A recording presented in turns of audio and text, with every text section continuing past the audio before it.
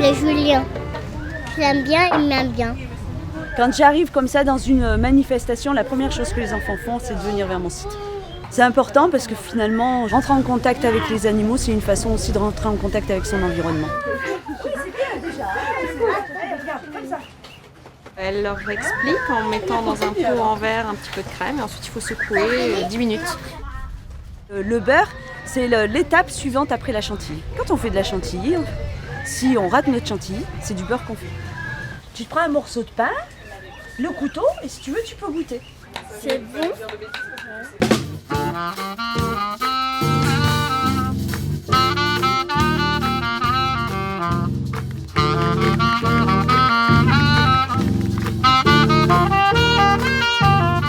Vous savez comment elles communiquent entre elles, les abeilles? Comment elle va dire aux copines que j'ai trouvé un arbre fruitier?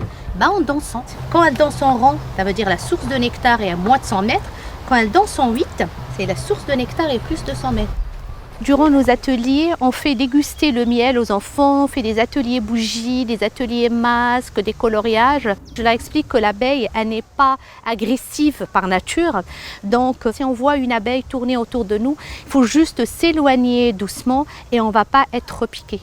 Et quand on protège l'abeille, on protège aussi la biodiversité parce qu'il faut savoir que l'abeille, elle est aussi responsable de la pollinisation des fruits et des légumes. Et qu'elle est en danger maintenant parce qu'on utilise de plus en plus de produits phytosanitaires et la récolte de miel, elle a été divisée par 3.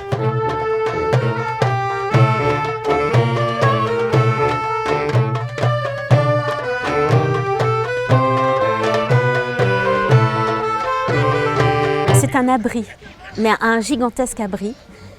Abri vitrail, abri mosaïque, de manière à s'allonger dessous et pouvoir voir les dessins en transparence. Ça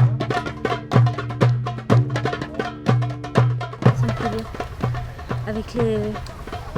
Avec les tissus papier, là, ça sera chouette. Tu m'aides? Allez, viens, fais. Voilà. Tout le monde vient mettre un petit peu sa patte et les enfants sont très riches là-dessus.